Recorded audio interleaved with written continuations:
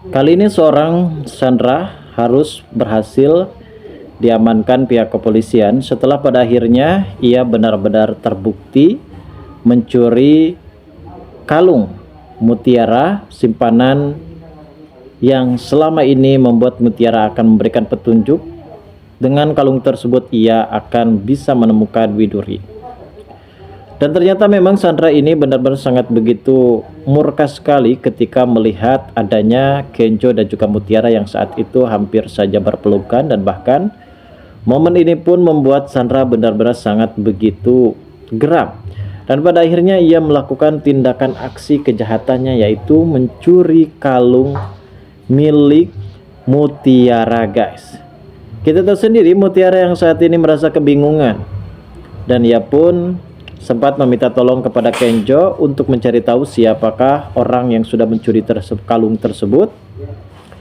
Dan seperti kita lihat kalau Kenjo di sini benar-benar murka karena kebohongan yang dialami oleh Sandra pada saat itu, faktor ketidaksengajaan yang diduga yang mengakibatkan dirinya celaka itu karena ulahnya sendiri, hingga ia bisa mendapatkan perhatian dari Kenjo. Dan ternyata ini semua adalah rancangan rencana dari Sandra sendiri, guys. Namun kali ini sepertinya Sandra benar-benar tidak akan pernah lolos lagi. Setelah ia terbukti melalui rekaman CCTV ia sempat mencuri kalung tersebut, dan bukti itu pun dari Kayla yang kali ini benar-benar tahu bagaimana kebusukan dari seorang Sandra yang terus-menerus akan menyiksa Mutiara. Terlebihnya Mutiara yang saat itu sempat merasakan kebahagiaan bersama dengan Kenjo karena Kenjo sempat menjemput Mutiara dan akan membawa Mutiara pergi dari rumah Sandra dan akan bertempat tinggal di rumah Sandra. Dan ternyata momen ini pun benar-benar tidak ada kesengajaan, sehingga hal ini sempat disaksikan langsung oleh Sandra, dan Sandra pun berteriak seakan-akan ia merasa tidak terima dengan perlakuan dari Mutiara, guys. Dan inilah momen detik-detik penangkapan yang akan dilakukan oleh pihak kepolisian terhadap Sandra. Lalu bagaimana alur cerita yang akan terjadi selanjutnya nanti, guys? Namun sebelum lanjut juga seperti biasa, bagi kalian yang baru saja bergabung dan menemukan channel ini, alangkah baiknya bantu channel ini dengan cara tekan tombol like, komen, dan subscribe-nya. Dan hidupkan juga tombol lonceng notifikasinya agar kalian tak ketinggalan info-info menarik dan terupdate seputar sinetron ini. Dan namun sebelumnya juga mari kita mendoakan kepada seluruh kru dan pemain agar sehat selalu, serta doakan sinetron ini kedepannya semakin menarik lagi agar supaya bisa bertahan di rating yang paling teratas. Seperti kita tahu, dalam alur cerita kali ini memang benar-benar cukup lebih menegangkan dan cukup lebih membuat kita benar-benar greget. Karena kita tahu di episode sebelumnya Rianti yang benar-benar sangat begitu merasa kecewa dan bersedih atas keterlibatan petunjuk-petunjuk mengenai lapis legit, dan hal ini pun membuat dirinya benar-benar sangat begitu geram.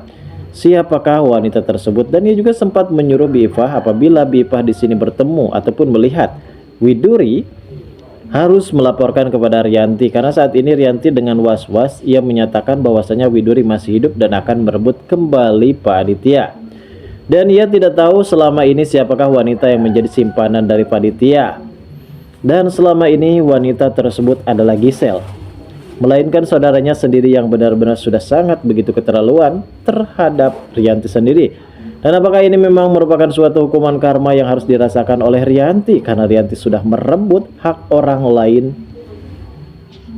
Di sini terlihat adanya Rianti yang sempat kesal dan marah-marah berada di sebuah kafe, dan ia pun sempat menaplokkan kue tersebut kepada wanita, entah itu Gisel, entah itu wanita siapa, yang pada intinya seorang wanita yang saat itu sempat berantem bersama dengan Rianti. Sepertinya di sini Nunu mendapatkan kabar mengenai perihal siapakah pemilik lapis legit tersebut. Secara tiba-tiba Nunu melaporkan kalau wanita tersebut adalah orang yang saat ini menjadi wanita simpanan dari Pak Aditya. Hingga Rianti di sini tidak berpikir panjang, ia pun langsung saja memberikan pelajaran terhadap wanita tersebut. Dan ternyata, guys, Rianti di sini membuat kesalahan lagi Ternyata orang tersebut bukanlah wanita simpanan dari panitia, melainkan klien besar yang akan kerjasama bersama dengan perusahaan dari panitia. Disinilah kemurkaan panitia kembali lagi meledak ketika mengetahui Rianti yang selalu saja salah paham dan melakukan kecurigaan terhadap suaminya tersebut.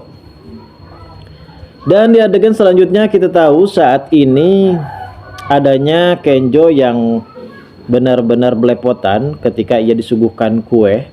Sepertinya Mutiara hanya ingin mengelapkan mulut dari si Kenjo, dan momen ini pun sempat dilihat dan disaksikan langsung oleh Sandra, dan Sandra pun sempat berteriak kayak orang kesurupan, dan ia benar-benar merasa tidak terima di depannya sendiri. Mutiara benar-benar begitu cukup berani kalau dekat bersama dengan Kenjo.